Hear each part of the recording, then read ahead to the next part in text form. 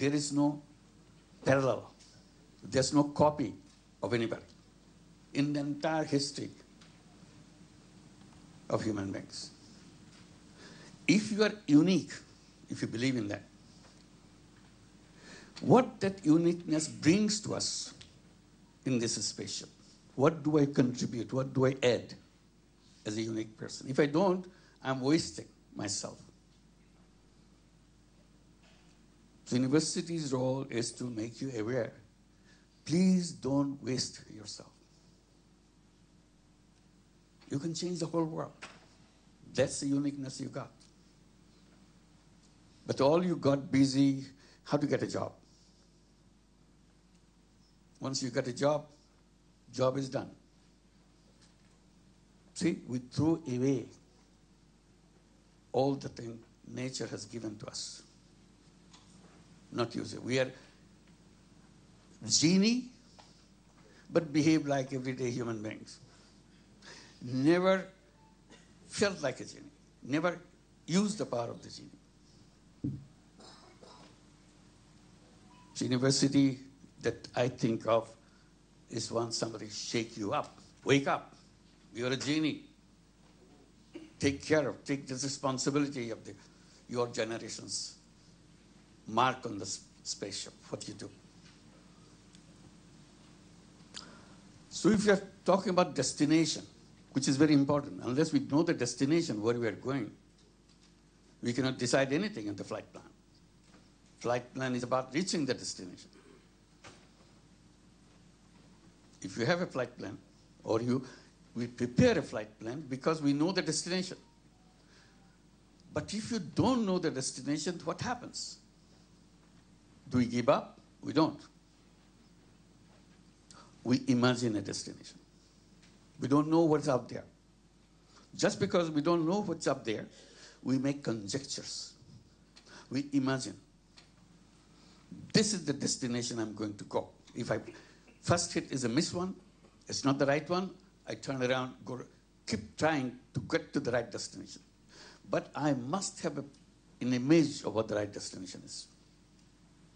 If I don't have the image of it in my mind, in my dream, I cannot do anything. So again, I bring another word, dream. It's very important. Because it's a dream which takes you a particular direction. You are not sure you are going there, but you have to have a dream. Imagination. So I see imagination is a huge power. People will tell you, be practical, be those. Yes, of course you be practical, but at the same time, be a dreamer. Dream is the key of the human beings. If you imagine, you set your direction in that direction. If you imagine, it will happen. If you don't imagine, it will never happen. That's the power of imagination. We do it all the time. We watch science fiction. Science fiction, in the beginning, science fiction was people are dreaming about going to the moon. That was a big dream of human being. It's always there.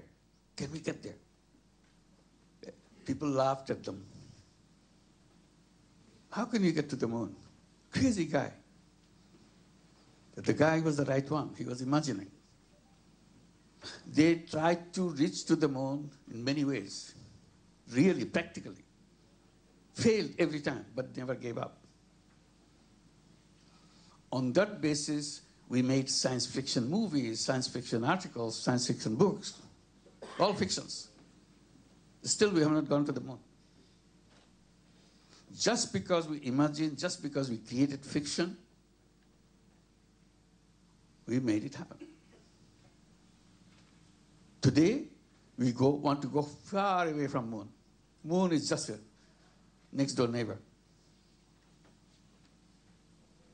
This is driving us. What is there? What do we do? Are there gold and diamonds waiting there? Nothing. Maybe just empty, barren land or whatever there is. But imagination is, why should it be there unless we get there? Since it's there, we should be there. So imagination. So I'm encouraging you to imagine. Imagination is the core of human being. So don't ignore that. Collectively, individually, imagine. Imagine about the societies, imagine about today, imagine about tomorrow, imagine about the neighbors, imagine about whatever you want to imagine. Always remember, if you don't imagine, it will not happen. So that's the power. You can, in imagination, you can do anything you want. There's no limit. So if it doesn't cost you anything, if there's no limit to it, why should you be stingy about imagination? Make your mind go as far as you want. Just because you let your imagination go beyond boundaries doesn't mean that it's useless imagination. No imagination is useless. Imagine the most outlandish imagination that you can have, so that you can make it your direction, moving in that, follow that path to make it happen. What is our imagination about the world today? Do you have a course on that? Does anybody have a course on that? What is our imagination? So sometimes I get so taken up by this idea of imagination. We hold competitions of imagination, particularly among young people, the campuses. Imagine the world that you want to create. And that imagination would be so many words or so many pages. You put it down as a competition. Wilder the imagination, better mark you get. And someone out of the thousands participants, someone will get the first prize. Why? Because her or his imagination is so wild and so fancy, so attractive, which chose that competitor the first prize. Encouraging imagination. That imagination, now you exercise, you try your imagination yourself. Just imagine. Write fictions. Only thing I remind, science fiction is a very known procedure. You do that. You can write your own science fiction. I'm encouraging writing social fiction. Science fiction is known. You do what we do. Science comes, you develop something and get something done by that. But nobody has social fiction.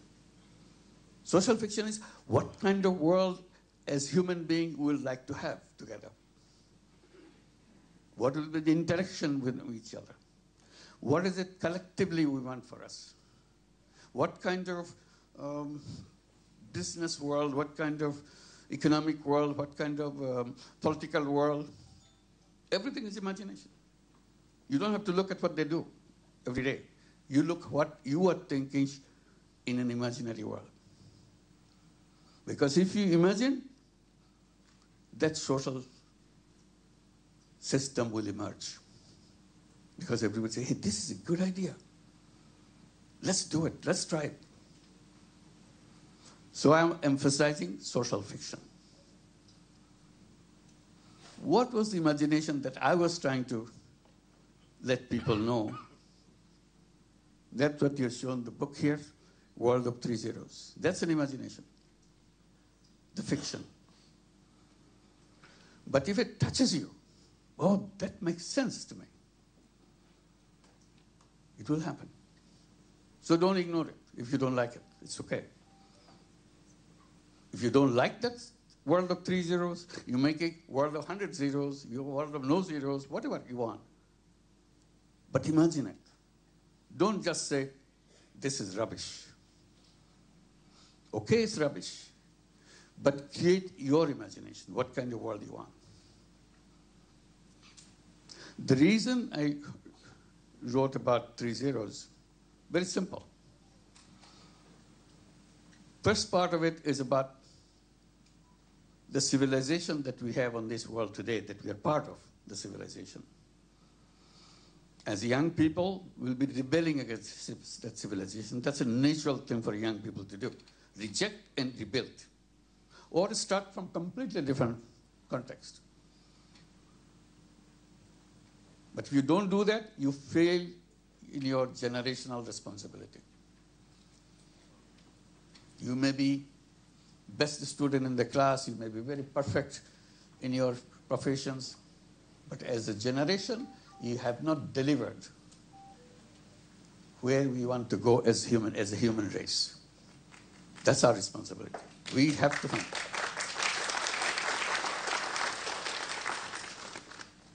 So I came to the conclusion in my first part of the story, the civilization that we are going through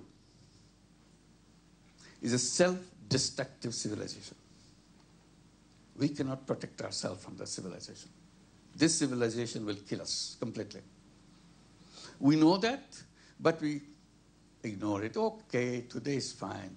They are talking about something which probably will never happen. Just ignore, make us comfortable. They say the environment is going into the direction that will destroy this whole planet. And in the process, we'll be destroyed. Because we created a civilization based on waste creation, if I can make it a simple statement. Every day we are creating waste. And every behavior that we promote is a waste-creating behavior. So to put it simply, we say, if not anything else happening, we'll be put under the grave of waste that we created. We'll be buried under the waste. So much waste we are creating. Because economy and the system, social system, promotes you to always accumulate. The main point in the economy is buy, buy, buy. You continue to buy. They're always encouraging you to buy. They never ask, what did you do with the one that you bought yesterday? They're pushing you. They're bombarding you. Buy, buy, buy. They create occasions so that you don't forget to buy more. We turn occasions as a kind of buying spree. Let it be Christmas, birthday, Eid holiday, or whatever. They jump in. Buy, buy, buy. This is the occasion to buy. They invent Father Days, Mother Days, Uncle Days, Auntie Days. Make you buy. Don't ask what you do with it. When you buy, you say, no, buy a pair. It's cheaper. See? Forcing you to buy more. Or buy on those days, we have a big discount. Always forcing you to buy. What you do after that, that's not their responsibility. The more we buy, the closer we get to the ultimate day. So they give us a lifestyle. Lifestyle built in to make waste all the time. Wearing the same dress again is a shameful thing. Why should you wear it? You wore it last time. Your friends saw you with that dress. You don't wear it anymore. So you have to buy another one because I'm going to meet the same friends. See? It got in your head. What do I do with the previous one? We don't know. Just throw it out. What happens? It takes the resources, and then most of it is indestructible. It doesn't get destroyed. Particularly items like on plastic and so on. So terrible. But keep on doing that. To sum up all I'm saying, we have created civilization which is self-destructive. It's taking us to the ultimate destruction. We destroy ourselves. So we had to imagine, again, it's not something you decree it tomorrow and the president of the country signs it, from today we do that. It's not about that. It's about lifestyle change, how we behave, how we do, what kind of thing. Wearing the same dress 50th time will be celebrated. We'll have celebration that I'm wearing this shirt for 50th time. It's not like that. I only use once. That's the thing to be applauded today. What should have been the other way? That I'm wearing it 50th time. This is the shirt my fathers used to wear. And I'm wearing. My son, my daughter is getting ready to grab it. That's the direction we should be going, not the other way around. So this is one, again, for you to decide which way you want to go. I'm just simplifying things. This civilization will be a victim of environmental disaster because we are not aware of it. We don't want to do it. We say, okay, nothing is happening. I don't see anything. These are just talks. This is not real. It is real. Just because it comes in a slow motion doesn't mean it doesn't exist. Simply you can just bypass, ignore. But it's coming, for sure. The second one, that the imagination of the world that I'm thinking, world of 3 zeros. What are the zeros for? First zero is zero net carbon emission. I don't want any carbon emission in my life. I don't want any carbon emission in the whole universe. So that we protect ourselves. This is a responsibility. Otherwise, we destroy ourselves. We talk about it, we write about it, but we carry on our life as if this doesn't apply to me. It's for somebody else. The second zero that I talk about, zero wealth concentration. You know all the wealth that we make globally? Every day we are creating new wealth. Have you ever asked, where does this wealth go? I know this has got big, he become a billionaire, he got multi-billionaire, he got millionaires, and we know that. But what does it mean to have become billionaires and surplus? Simple thing. Wealth that we create goes only one direction. It doesn't go in all directions. It goes only one direction. It goes to the top. Few people in the world pick up all this wealth to themselves. And we get the big headlines, he's a billionaire, he's a super billionaire, and so on. This is not to be celebrated. This is something to feel sad about, angry about. What kind of economy have we built that wealth goes only in one direction? Wealth doesn't have any other direction. It has only one direction. It goes to the top. Because we created all the institutions around us, banks, policies, and all the things that you hear about in your economics book, all built to let the wealth go in one direction. We tried to do it a little bit differently, to make a little space so that wealth can go downwards. Wealth goes to the top. And not only top, it goes to the top men. You don't hear about multi-billionaires women. You hear about men. So that's the direction wealth goes.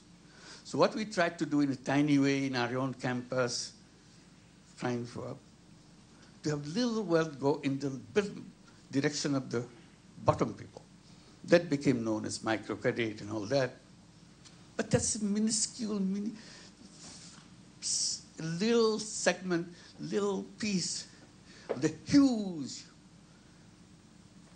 mountain of wealth, which they will never see.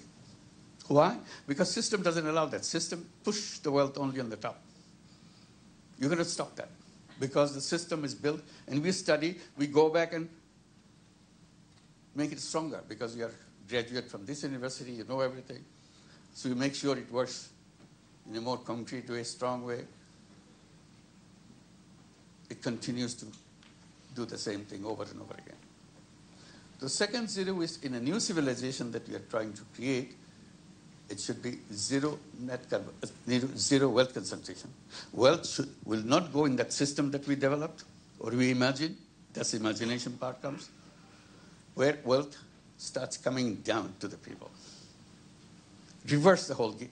See, you reverse, in a car you have a gear, it's going to the front, now you reverse the gear, it goes to the bottom, back, comes to the people. Today, if you go to the entire world, if I'm generous, I can say 10% of the people in the world, 10%, owns 90% of the wealth of the world. 10% owning 90%. And that's not a just system. Tomorrow, it will be 9% owning 95%. That's the direction. And soon, very soon, maybe your generation, maybe close to your generation, 99% of the wealth will be owned by 1% of people. That's the direction. You can't change it. So we want to put it in reverse gear.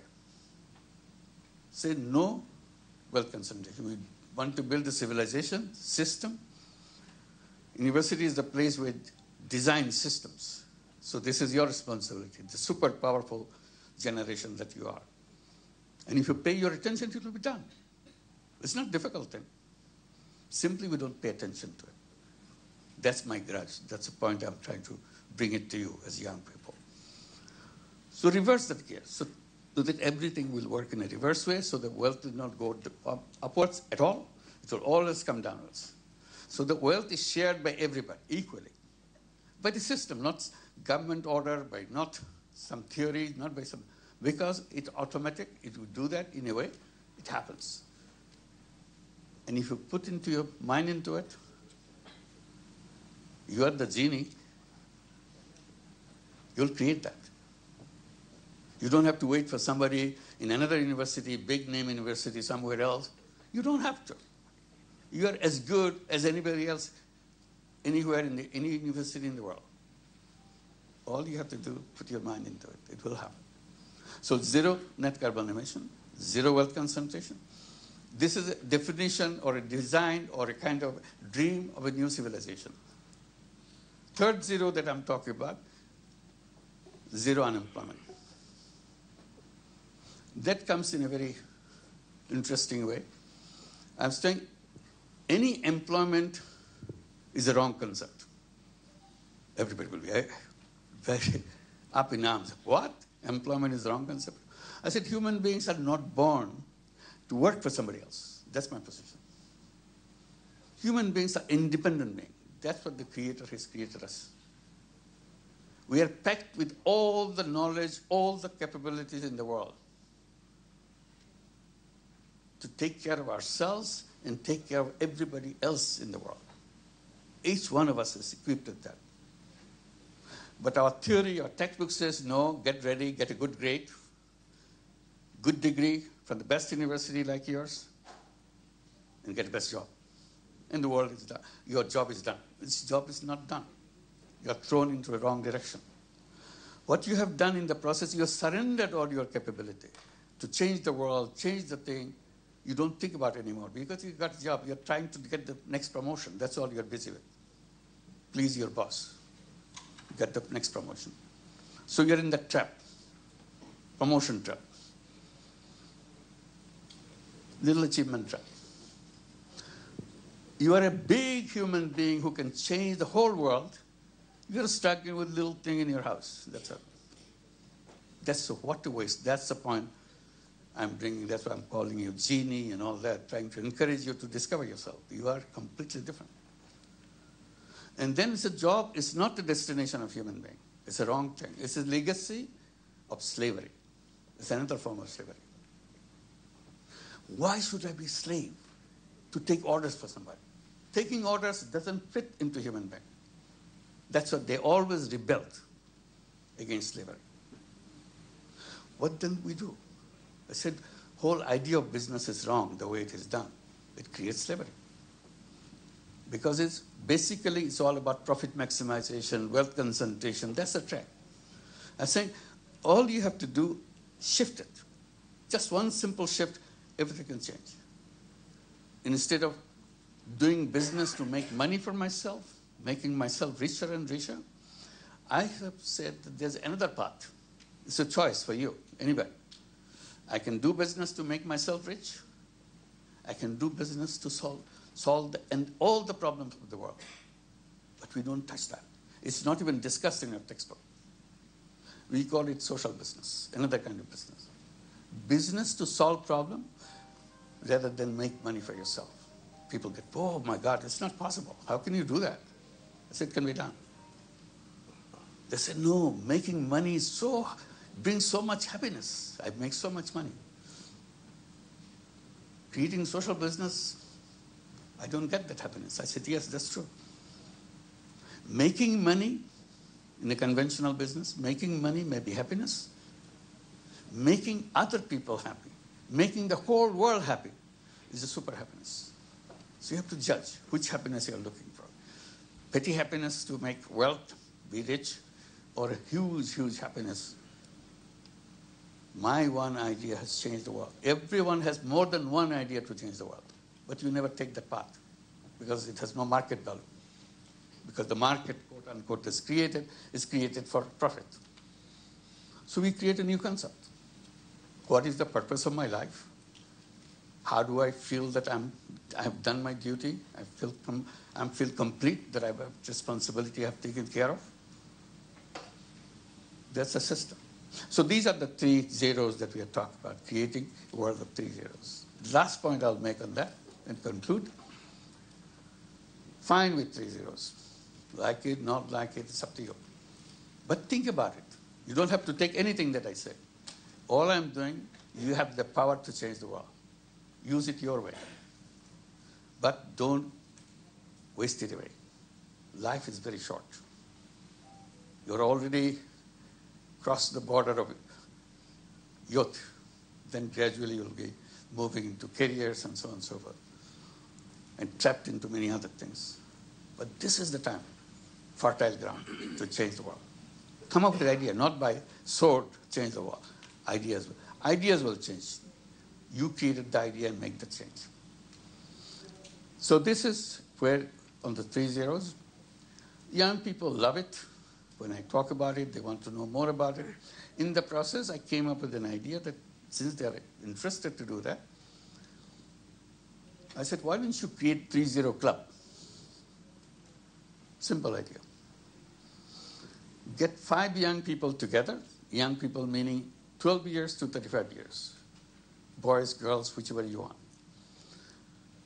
Get yourself 5 people, 5 of your friends together, create a 3-0 club. What do you do in the 3-0 club? Each member of the club promises to himself or herself,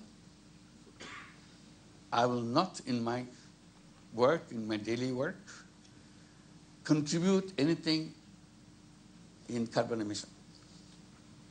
If I'm doing the creating carbon emission now, 7 days a week, in everything I do, there's a lot of carbon emissions involved. I will make sure to begin with, I'll reduce it to 6 days a week. 1 day will be carbon free for me. I'll not do anything which creates carbon emission. If I'm successful, I'll do it for 5 days a week. 2 days carbon free. If I'm successful, 3 days a week, 2 days a week, 1 day a week, and no carbon emission from me. So I'm carbon free all of the time. This is the commitment I make. And it may take time, I can do it faster. It's up to me. It's my decision. I will not do anything which contributes to wealth concentration. It's possible. If I run business on a social business format, there is no wealth concentration because I don't make any profit for myself. My business is to solve the problem of the people. And that has no involvement with wealth concentration. So I will not contribute to wealth concentration. I will not contribute to employment because I'll be an entrepreneur. All human beings are entrepreneurs, not job seekers. That's a kind of flip side. So once I become free from carbon emission, wealth concentration, I become a 3-0 person. Entire 8 billion people are doing otherwise, but I make myself 3-0 person. I don't contribute to that. I am free from that contribution. I'm not the cause of any of these problems. And if 5 of them do that, so 5 of the young people together decided, we are free, we are all 3-0 persons. So luckily now, thousands and thousands of young people signing up, going to their website, and registered themselves at 30 clubs. Now about 45 countries have thousands of 30 clubs.